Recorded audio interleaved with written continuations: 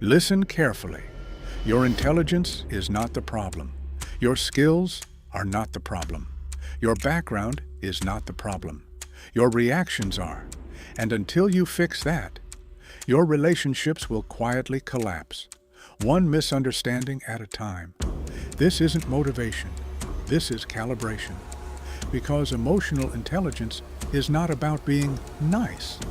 It's about being dangerous with awareness. In Emotional Intelligence, Daniel Goleman revealed something uncomfortable. IQ gets you hired. EQ gets you promoted. But let me take it deeper. EQ decides who trusts you, who opens up to you, who recommends you in rooms you're not in. And most people fail this test daily. Not because they're bad, because they're unconscious. Here's the challenge. For the next 5 minutes, don't think about improving. Think about observing. When someone criticizes you, what happens inside? Do you defend, shut down, attack back politely? That microsecond reaction, that's your emotional blueprint. In Thinking Fast and Slow, Daniel Kahneman explains System 1 and System 2 thinking. Fast brain reacts, slow brain responds. Emotionally intelligent people don't have fewer emotions. They have a longer pause. That pause changes marriages. That pause saves partnerships. That pause builds influence. Let me ask you something personal. When was the last time you truly listened without preparing your reply? Be honest, most conversations are competitions. Who's right? Who's smarter? Who wins the narrative? But in How to Win Friends and Influence People, Dale Carnegie wrote a principle that still dominates boardrooms. Seek first to understand. It sounds simple. It's not. Because understanding requires ego control, and ego hates silence. Here's what nobody tells you about emotional intelligence. It's exhausting.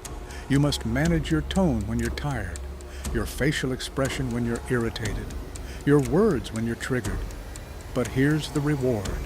People start feeling safe around you, and safety is currency. In Dare to Lead, Brené Brown talks about vulnerability as strength, but vulnerability without emotional regulation becomes chaos. True EQ is controlled vulnerability. You reveal without exploding. You express without blaming. You disagree without disrespecting. That's power. Now let's make this practical.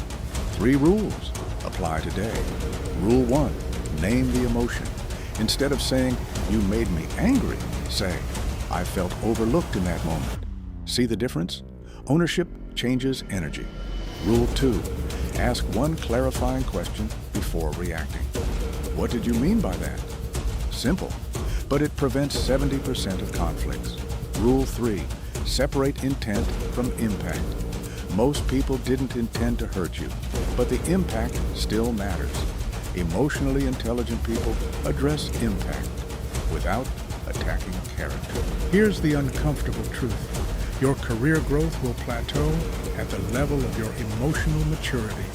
Your relationships will break at the level of your unmanaged triggers. You can read 100 books, start 10 businesses, earn more money. But if you cannot handle criticism, if you cannot apologize properly, if you cannot stay calm in tension, you will lose people silently, and success without people is empty. Let me challenge you deeper. Think of one relationship that feels distant right now. Don't blame them. Ask yourself, where did I stop listening? Where did I start assuming? Where did my pride get louder than my empathy? This is not guilt. This is growth. In high-level leadership podcasts, CEOs repeat one pattern. The best negotiators aren't aggressive. They're composed. The best leaders aren't loud. They're emotionally predictable. Predictability builds trust, and trust builds opportunities you cannot buy. But here's the twist. Emotional intelligence is not about controlling others. It's about mastering yourself so deeply that other people feel understood in your presence. When someone says, "I don't know why, but I feel comfortable talking to you," that's not luck, that's discipline. So here's your real challenge. For the next 30 days, Pause before responding. Label your emotions. Ask instead of assume. Apologize without defending.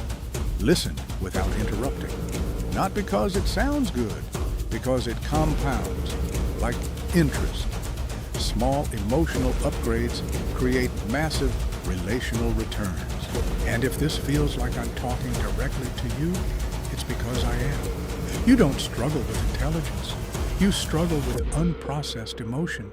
And the moment you master that, your connections transform, your presence deepens, your influence expands, not loudly, quietly, powerfully. The real flex in 2026? Not showing how smart you are, not showing how smart you are, showing how steady you are. That's the emotional intelligence challenge. And it starts with your next reaction.